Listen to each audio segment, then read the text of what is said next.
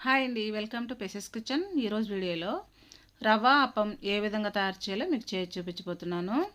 మరి మనకి ఎప్పుడైనా ఉదయం పూట బ్రేక్ఫాస్ట్ చేసుకోవడానికి ఇడ్లీ పిండి కానీ దోశ పిండి కానీ లేనప్పుడు అప్పటికప్పుడు ఇన్స్టెంట్గా ఈ రవ్వ ఊతప్పాన్ని తయారు చేసుకోవచ్చండి. మరి ఈ రవ్వ ఊతప్పం ఎంతో సాఫ్ట్గా స్పాంజీగా ఎంతో టేస్టీగా ఉంటుందండి.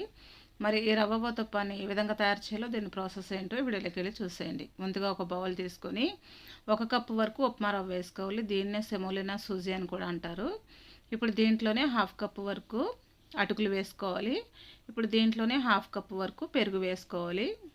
ఇప్పుడు దీంట్లోనే షుగర్ 1 టీ స్పూన్ వేసుకోవాలి. ఇప్పుడు రుచికి తగినంత సాల్ట్ కూడా వేసుకోవాలి. ఇప్పుడు దీంట్లోనే 1 కప్పు వరకు వాటర్ వేసుకోవాలి.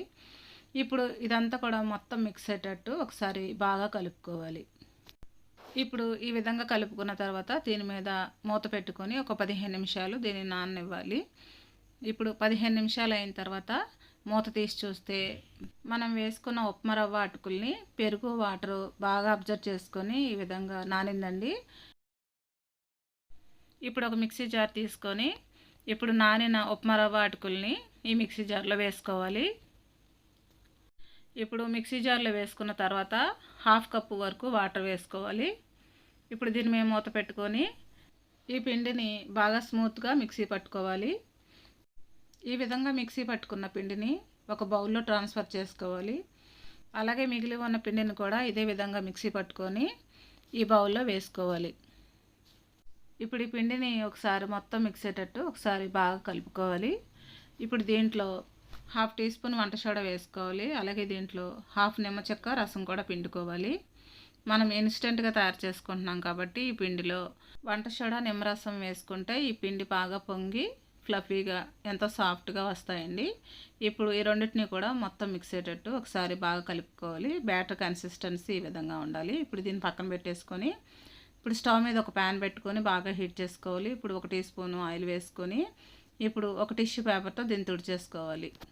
ఇప్పుడు మనం రెడీ చేసుకున్న ఈ పిండిని 1.5 గరిటె వరకు వేసుకొని కొంచెం స్ప్రెడ్ చేసుకోవాలండి. పెనమంతా స్ప్రెడ్ చేయకూడదు.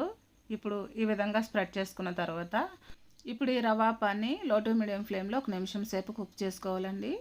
ఒకవైపు కుక్ చేసుకుంటే సరిపోతుంది, రెండో వైపు అవసరం లేదు.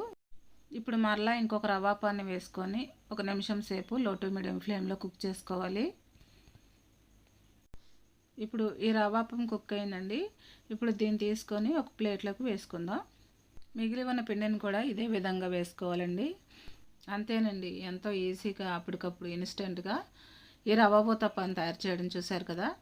మరి ఎప్పుడైనా మనకి ఇంట్లో ఇడ్లీ పిండి కానీ దోశ పిండి కానీ లేనప్పుడు అప్పటికప్పుడు ఈజీగా ఈ రవ్వ ఊతప్పాన్ని తయారు చేసుకోవచ్చండి. మరి ఎంతో సాఫ్ట్గా ఎంతో స్పాంజీగా ఒక చుక్క నూనె లేకుండా ఎంతో టేస్టీగా ఈ రవ్వ ఊతప్పాన్ని తయారు చేసుకోవచ్చండి. మరి ఎంతో టేస్టీగా ఉండే రవ్వ ఊతప్పాన్ని మీరు కూడా ఇంట్లో ప్రిపేర్ చేసుకొని ఏ విధంగా వచ్చిందో నాకు కమెంట్ చేయండి. నా వీడియోస్ కనుక మీకు నచ్చినట్లయితే ఇప్పుడే సబ్స్క్రైబ్ చేసుకొని బెల్ ఐకాన్ ప్రెస్ చేయండి. మీ ఫ్రెండ్స్కి రిలేటివ్స్కి షేర్ చేయండి. Thanks for watching.